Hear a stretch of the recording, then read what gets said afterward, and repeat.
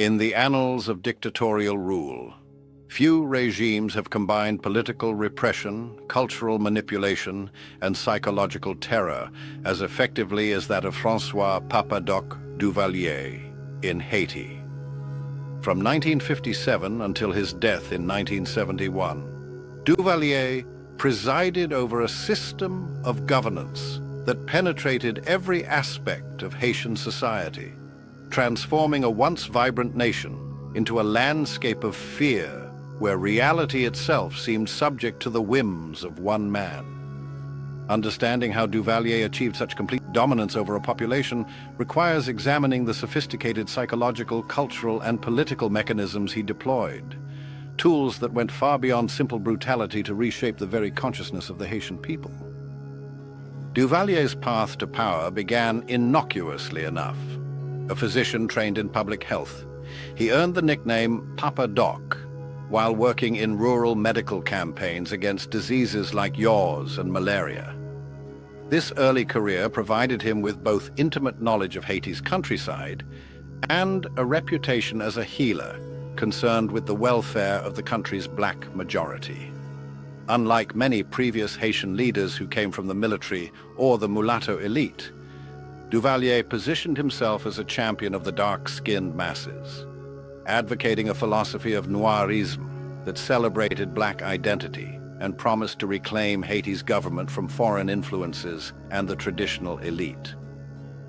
Upon winning the presidency in 1957, Duvalier moved quickly to consolidate power. He recognized that mere political control would be insufficient to achieve his ambitions. He needed to penetrate the cultural and psychological foundations of Haitian society. Drawing on his understanding of Vodou, Haiti's syncretic religion blending African spiritual traditions with Catholic elements, Duvalier began constructing a personality cult that blurred the line between political leadership and supernatural authority.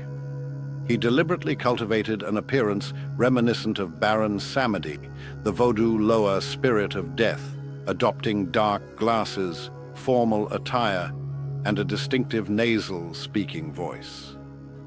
Rumors were encouraged that Duvalier possessed mystical powers, that he could read minds, cast spells, and even transform himself into different animals to spy on his enemies.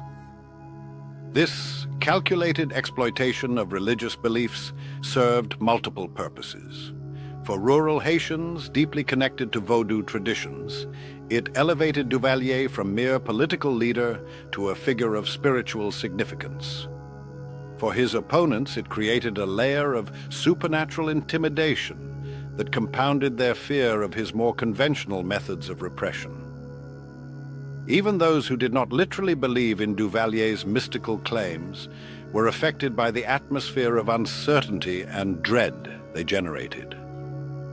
Psychological control was further reinforced through omnipresent portraits of Duvalier that hung in every public building and many private homes, creating the impression of constant surveillance.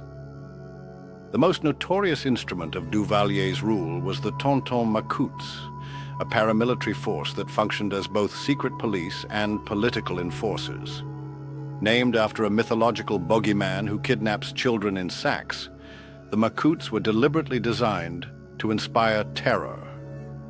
Operating outside any legal framework, they wore blue denim uniforms and sunglasses, carried machetes and firearms, and had almost unlimited power to arrest, torture, and execute those deemed enemies of the regime. Unlike a conventional police force concentrated in urban centers, the Macoutes were embedded in communities throughout Haiti, creating a system of surveillance where neighbors spied on neighbors, and even family members could not be fully trusted. Crucially, Duvalier recruited many Macoutes from impoverished backgrounds, offering them power and privilege in exchange for loyalty. This strategy accomplished multiple objectives. It provided Duvalier with enforcers intimately familiar with local communities, created social mobility that reinforced loyalty to the regime, and fragmented community solidarity by inserting agents of the state into neighborhood and family networks. The result was a society where private space, physical, conversational or psychological, virtually ceased to exist. Duvalier's manipulation extended to Haiti's intellectual and cultural spheres. He recognized that controlling narratives about Haiti's history and identity was essential to legitimizing his rule. He portrayed himself as the culmination of Haiti's historical struggle for black empowerment, drawing parallels between himself and Toussaint Louverture, the leader of the Haitian Revolution. He appropriated the language of anti-colonialism and black nationalism, while simultaneously cultivating relationships with Western powers, particularly the United States, which viewed him as a bulwark against communism in the Caribbean during the Cold War. This ideological flexibility allowed Duvalier to adapt his message to different audiences. To rural Haitians, he was the embodiment of authentic black Haitian identity, rescuing the nation from foreign influence. To the international community, he was a reliable anti-communist. To the Haitian elite, he presented himself as the only alternative to social revolution. By controlling the media, educational system, and cultural institutions, Duvalier ensured that counter-narratives had no platform for expression. Intellectuals and artists were forced to either produce work that glorified the regime or face exile, imprisonment, or death. Perhaps most insidiously, Duvalier understood that creating divisions within society would prevent unified opposition. He manipulated existing tensions between Haiti's majority black population and its mulatto elite, while his noirisme ideology claimed to champion the black majority. In practice, Duvalier attacked any center of power that might challenge him, regardless of racial composition. He targeted the Catholic Church, traditionally aligned with the elite, by expelling foreign priests and replacing them with loyal Haitians. He undermined the army's independence by creating parallel security forces loyal only to him.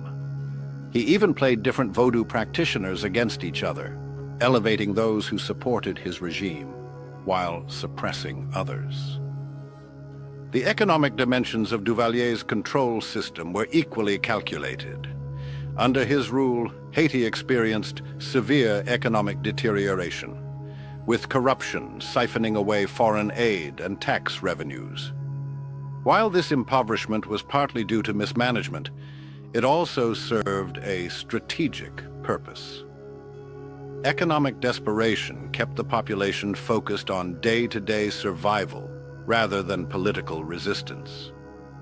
Those seeking government jobs or business opportunities had to demonstrate loyalty to the regime, creating a patronage network that extended Duvalier's control into the economic sphere.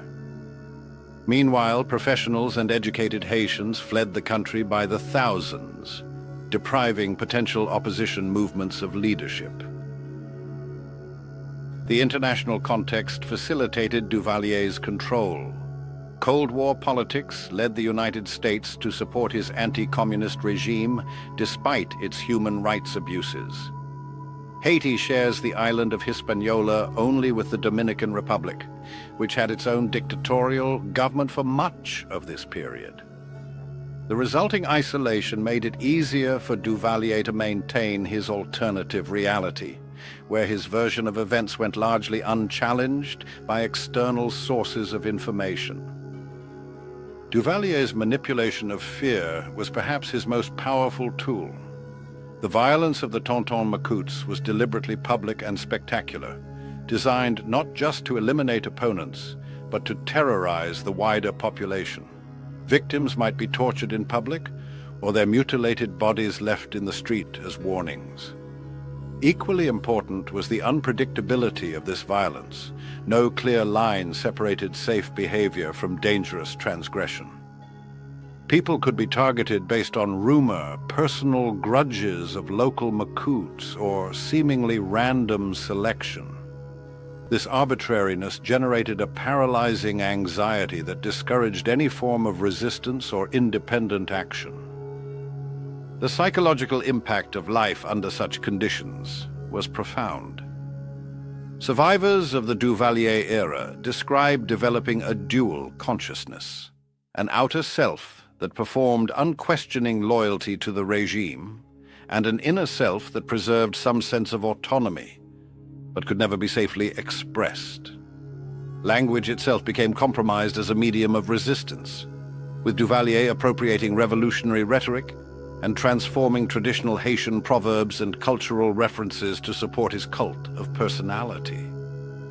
Even in private, many Haitians became afraid to express dissent, fearing that children might innocently repeat dangerous statements at school, or that neighbors might overhear through thin walls.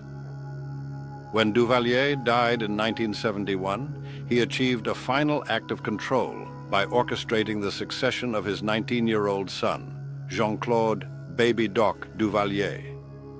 This transition, unprecedented in Haiti's turbulent political history, demonstrated how completely he dismantled all independent centers of power. The system he created survived his death, continuing to oppress Haitians until Baby Doc's overthrow in 1986. The legacy of Papa Doc Duvalier's regime extends far beyond his 14 years in power. His systematic destruction of civil society, democratic institutions, and even the psychological foundations of trust left wounds that continue to affect Haiti today. The country's ongoing political instability, weakened institutions, and cycles of violence cannot be understood without recognizing how thoroughly Duvalier dismantled the social fabric of the nation. What makes Duvalier's control system so noteworthy is not just its brutality, but its comprehensiveness. By simultaneously manipulating political structures, cultural symbols, religious beliefs, economic relationships, and psychological fear, he created a system where resistance became nearly unimaginable for most Haitians.